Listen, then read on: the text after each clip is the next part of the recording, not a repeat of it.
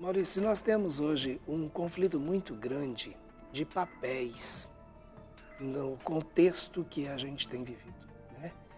A situação hoje, a situação de mundo, né? Essa definição de pós-modernidade, na realidade essa definição de pós-modernidade é porque eu não acho uma outra expressão para definir o transtorno né, que nós estamos vivendo. Então, historicamente, é melhor colocar isso como alguma coisa que está vindo depois, né, mas a gente não sabe para onde vai e nem o que vai dar.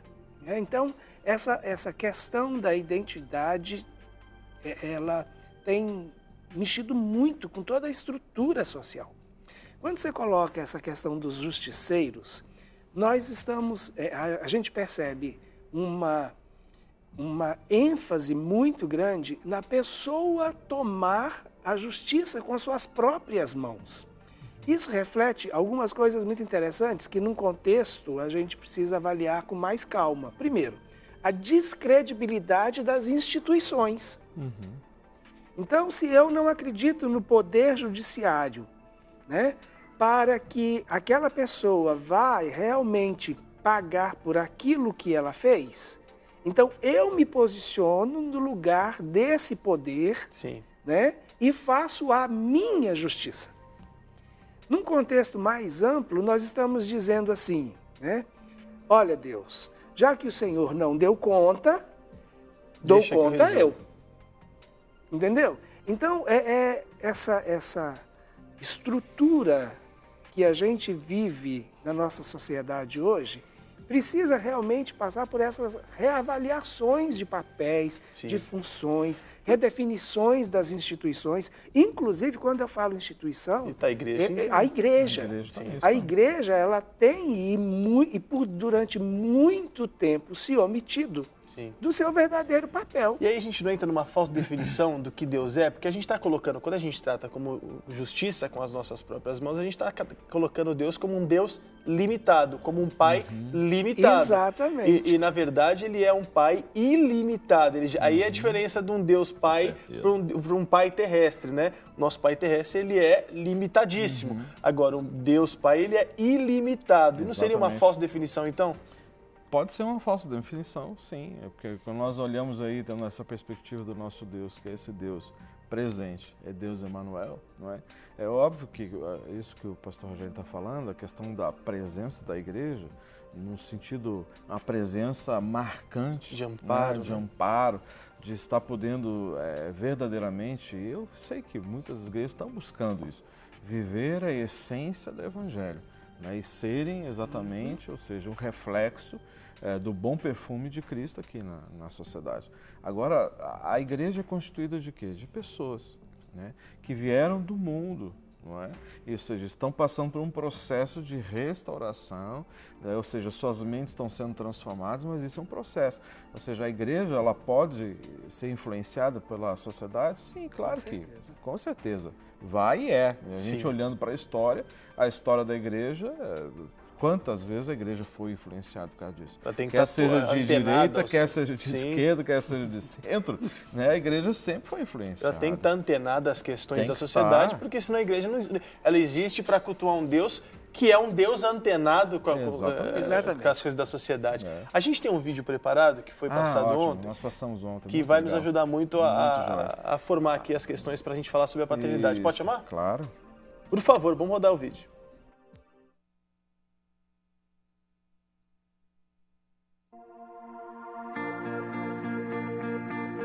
Pai, você não sabe disso agora, mas estou te observando. Observando cada coisa que você faz. Observando como trata as pessoas, o modo como você trata a mamãe, meu irmão e a mim. O modo como vive está tendo um grande impacto em mim. Quando chegar a minha hora de escolher uma profissão e prover para minha família, a sua ética no trabalho estará em minha mente. E o tempo que você passa comigo mesmo que fazendo algo bobo, fará com que eu me sinta mais confiante. Haverá momentos em minha vida em que eu lutarei com a minha integridade. E talvez eu não esteja certo do que fazer. Mas me lembrarei de como defendia aquilo que era correto, mesmo quando podia ter olhado para o outro lado. Alguma das escolhas que você está fazendo, eu também farei. E por favor, não tenha medo de me mostrar seus fracassos, de mostrar seus erros. Eu aprenderei com eles. Pai, você está me ouvindo? Eu estou observando. Observando se você realmente crê naquilo que fala sobre Deus. E eu preciso da sua ajuda para me mostrar o caminho. Um caminho que não é fácil, mas é o certo e o melhor. Eu estou te observando, Pai, todos os dias. Você está me ensinando como viver, ainda que não saiba.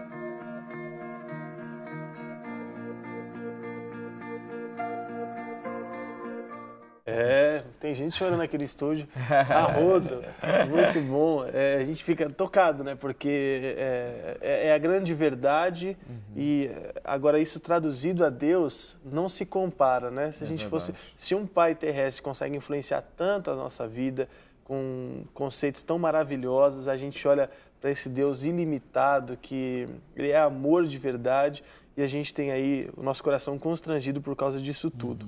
Voltando ao nosso tema, eu vejo que a igreja hoje ela tem um papel específico de resgatar essa ideia do Deus Pai, do Deus presente, do Deus abençoador.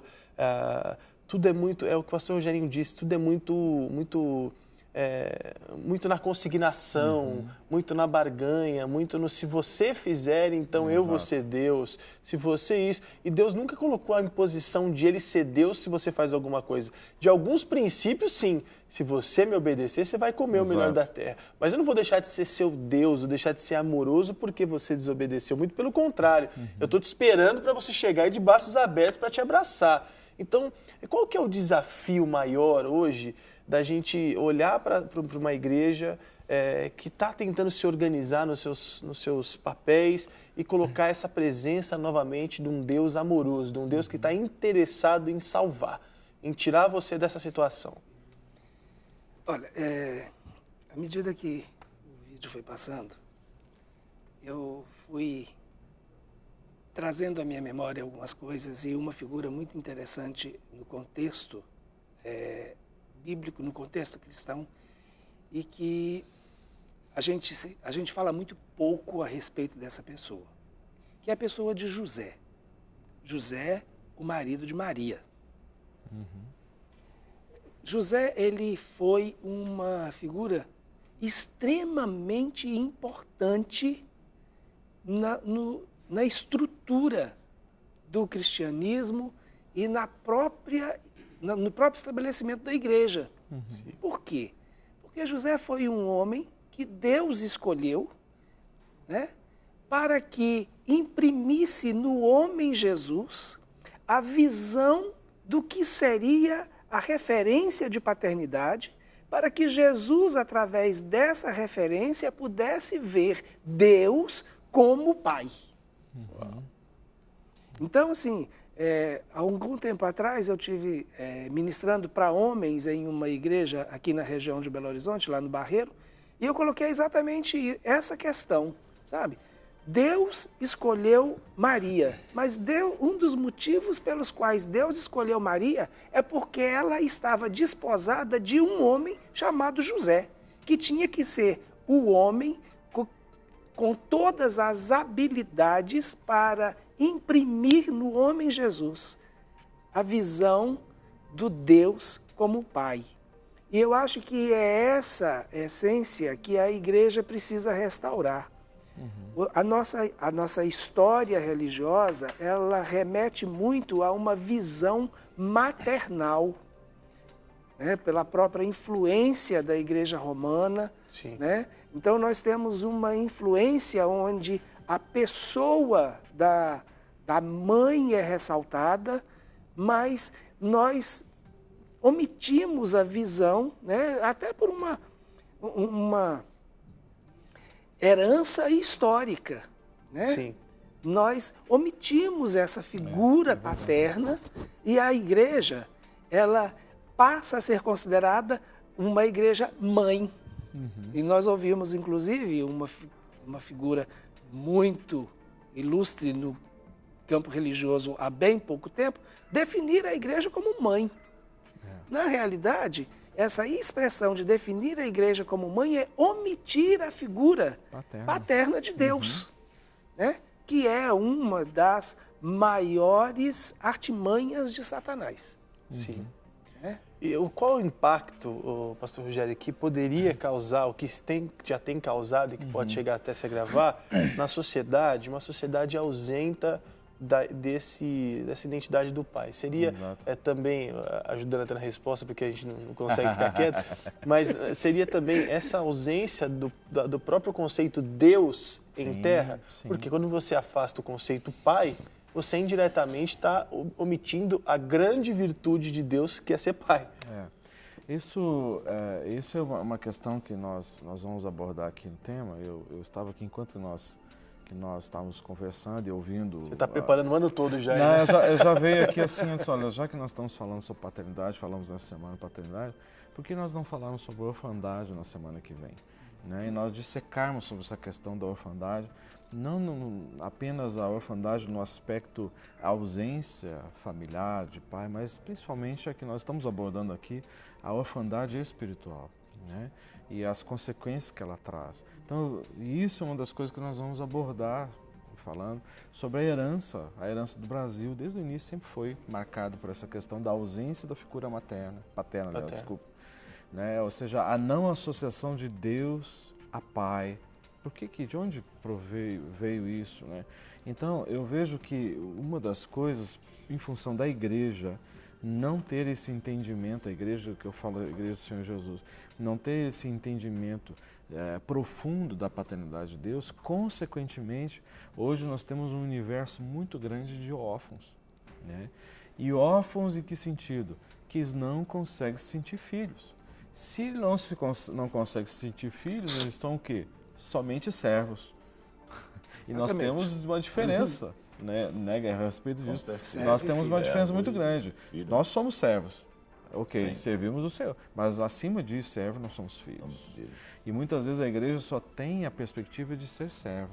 Por quê? Porque não consegue ver Deus como pai. E uma vez que não vê pai... Só colocando uma observação, é porque eu tenho que ser servo, mas tenho que entender que tem um pai junto comigo, me cobrindo na forma de eu ser servo. Eu estou servindo, mas alguém está comigo me ajudando a ser servo, né? Então tem que ter essa visão. Um filho que serve. É um filho que serve. Muito bem. Isso muito bom.